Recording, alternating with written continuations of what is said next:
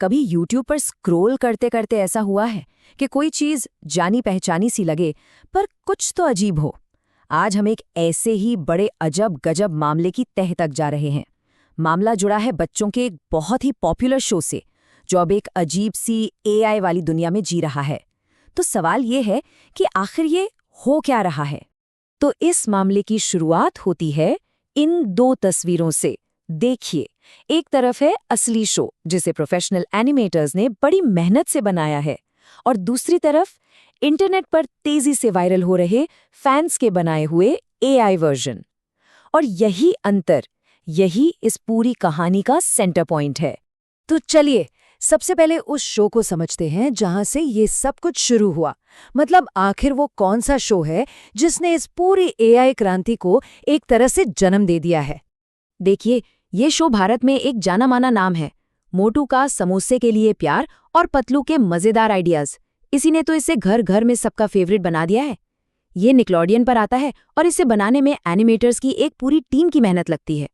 तो सवाल यही उठता है कि अगर असली शो टीवी पर है तो फिर यूट्यूब अचानक से इन अजीब से दिखने वाले मोटू पतलू वीडियोस से भर क्यों गया है। कहानियां इनकी नई हैं, एनिमेशन का स्टाइल अलग है, लेकिन किरदार तो वही है। तो ये आ कहां से रहे हैं। और देखिए, ये वीडियो सिर्फ बन नहीं रहे हैं, ये तो बिल्कुल आग की तरफ फैल रहे हैं, मतलब वायरल हो रहे हैं। जरा इस बात पर गौर कीजिए, एक चैनल ने सिर्फ 10 दिनों में एक वीडियो पर करीब 50 लाख व्यूज हासिल किए। ये नंबर अपने आप में बताता है कि ये ट्रेंड कितनी ज्यादा तेजी से बढ़ रहा है।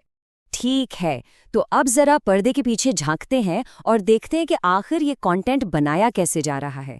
ये बिल्कुल किसी फैक्ट्री की असेंबली लाइन जैसा है, बस फर्क इतना है कि यहाँ सब कुछ डिजिटल है। यहाँ कोई बड़ा एनिमेशन स्टूडियो नहीं है, नहीं, बस एक इंसान है, एक लैपटॉप है और कुछ आसानी से मिलने वाले AI टूल्स हैं।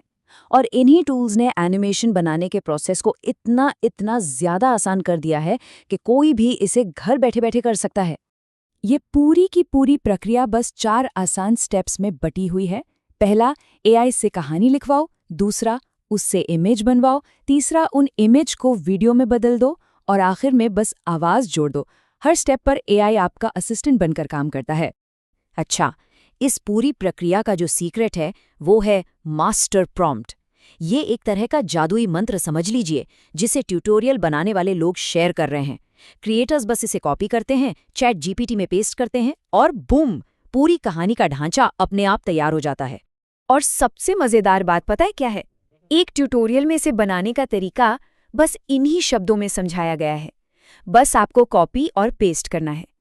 इससे पता चलता है कि ये ट्रेंड कितना आसान है। सच में पूरा का पूरा खेल ही कॉपी पेस्ट का है। इस काम के लिए ना कई अलग अलग AI टूल्स मिलकर काम करते हैं। जैसे चैट GPT कहानी का आइडिया देता है, फ्लो AI जैसे टूल उस आइडिया को तस्वीरों में बदल देते हैं, और फिर ग्रॉक AI जैसी कोई चीज़ उन तस्वीरों में जान डाल देती है। ये एक के बाद एक होने वाला एक ऑटोमेटेड प्रोसेस है। तो हमने ये तो समझ लिया कि ये कैसे हो रहा है, लेकिन अब आता है सबसे बड़ा सवाल, क्यों? आखिर लोग ऐसा कर ही क्यों रहे हैं? आखिर इस ट्रेंड के पीछे की असली वजह क्या है? क्या ये सिर्फ अपनी क्रिएटिविटी दिखाने का एक नया तरीका है, या इसके पीछे कोई और ही मकसद छिपा है? असल में इसके पीछे एक परफेक्ट फॉर्मूला काम कर रहा है। नंबर 1, मोटू पतलू के लाखों फैंस की पहले से बनी बनाई ऑडियंस। नंबर 2, मुफ्त के AI टूल्स। नंबर 3, वही कॉपी पेस्ट वाला आसान सा तरीका। और सबसे बड़ा अट्रैक्शन, लाखों व्यूज और उनसे होने वाली कमाई का मौका। तो असली बात है पैसा। एक ट्यूटोरियल वीडियो में क्रिएटर्स को सीधा सीधा यही मैसेज दिया जा रहा है, आप YouTube से लाखों रुपए कमा सकते हैं। ये एक नए तरह की डिजिटल गोल्ड रश है और हर कोई इसमें अपनी किस्मत आजमाना चाहता है। और ये स्ट्रैटेजी काम कर रही है, इसका जीता जागता सबूत है कोकोबाओ किड्स जैसा चैनल। जहां इनके पुरानी वीडियो पर 100 व्यूज भी नहीं आते थे, वहीं AI कार्टून अपलोड करते ही ये लाखों में व्यूज पा रहे हैं। ये रातों रात मिली कामयाबी की एक अविश्वसनीय कहानी है। अब चलिए इस कहानी के और भी बड़े पहलू पर नजर डालते हैं। ये मामला सिर्फ एक कार्टून के बारे में नहीं है, ये तो एनिमेशन के भविष्य और क्रिएटिविटी के मतलब पर ही एक बड़ा सवाल खड़ा कर रहा है। असल में हम अपनी आंखों के सामने एंटरटेनमेंट के भविष्य का एक लाइव एक्सपेरिमेंट देख रहे हैं। ये एक केस स्टडी है कि कैसे एआई मीडिया बनाने और देखने के हमारे तरीके को हमेशा हमेशा के लिए बदल सकता है। तो ये हमें एक बहुत बड़े सवाल पर ले आता है। क्या ये फैंस की क्रिएटिविटी का एक नया रूप है, या फिर ये बस किसी और की मेहनत की एक हाईटेक नकल है? इस पर सोचने की जरूरत है।